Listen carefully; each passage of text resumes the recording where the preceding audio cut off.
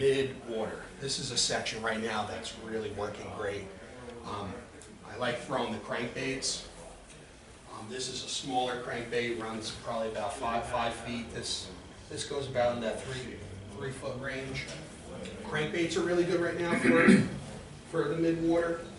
But also I just picked up this past year, a chatterbait.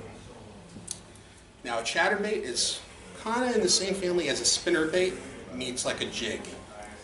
I'll just come around with that. You can see, has a jig body and it has this blade. Now this blade gets lifted in the water like this and it shimmies.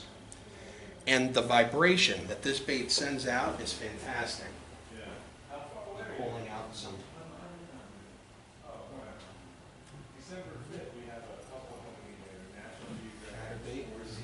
chatterbaits. Always use them, never had a lot of luck on them.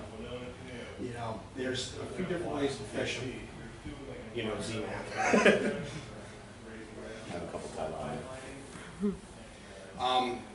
A lot of guys, when they're fishing this, will cast it out and they'll just bring it back steady, which works. I've caught fish like that.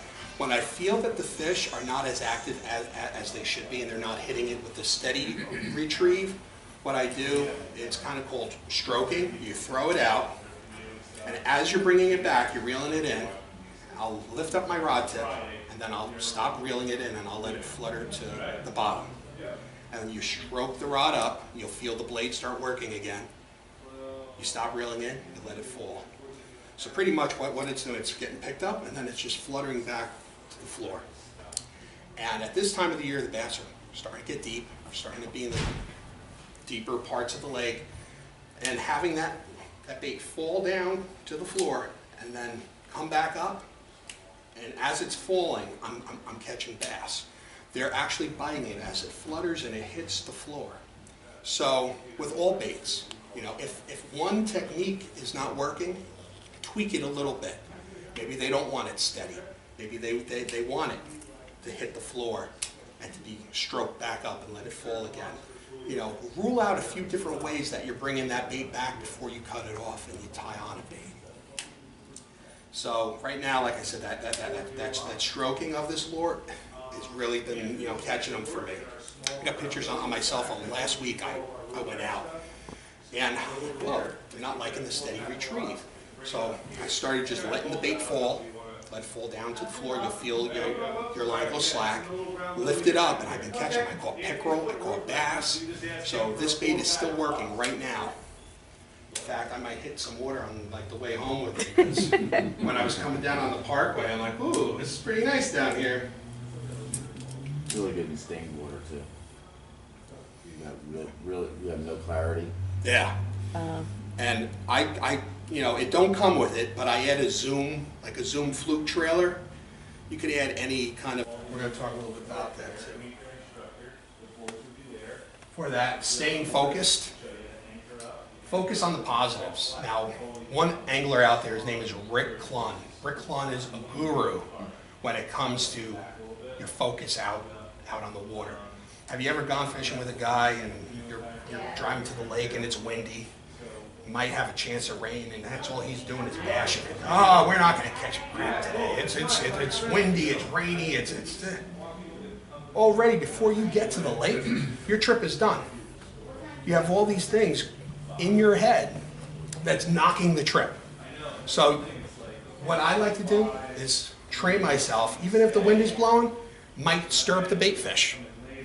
Bait fish are going to be more active. Top water is not going to work. I'm going to catch them on the chatterbait. I'm going to catch them on the spinnerbait.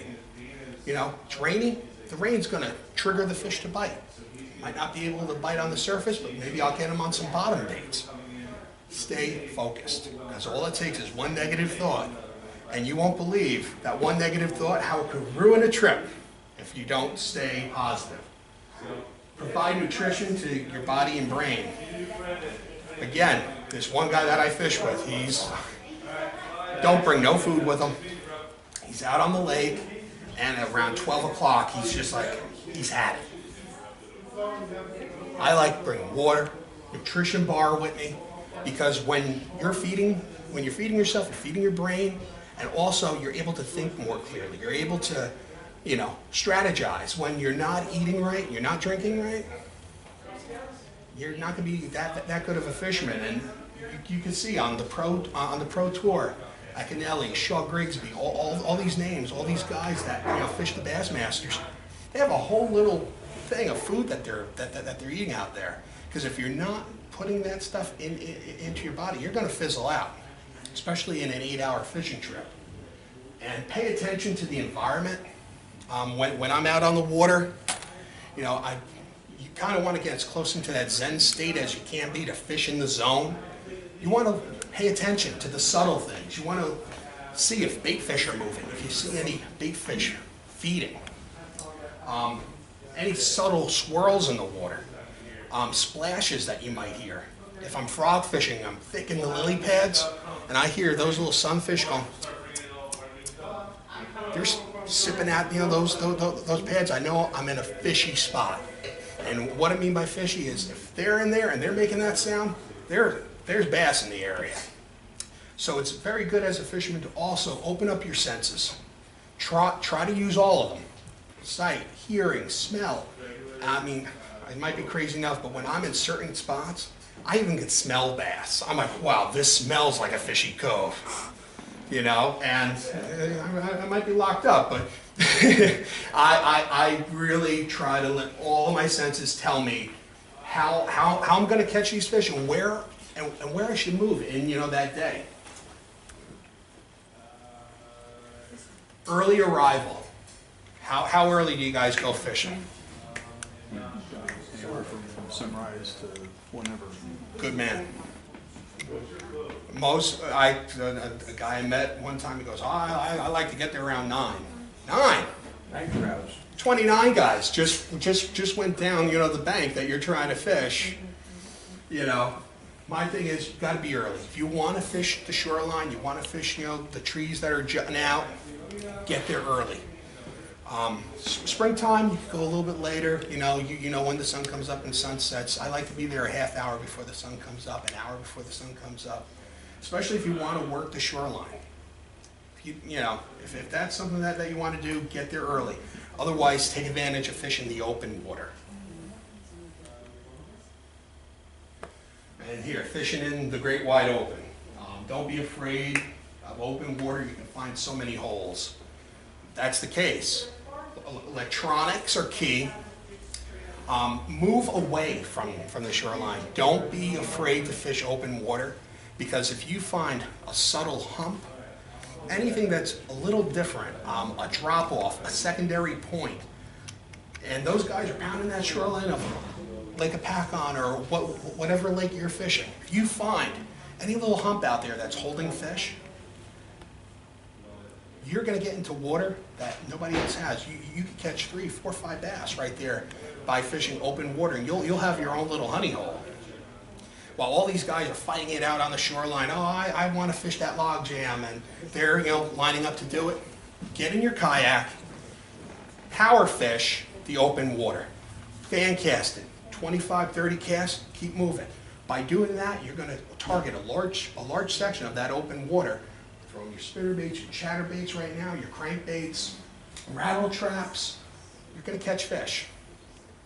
And pay attention to your electronics. Electronics are key. Schools of bait fish. If you ever see a school of bait fish in open water, there's big bass under them, and they're feeding on them. That's why those bait fish are scurrying all over the place. They do not want to be lunch. Stay informed. Information is key.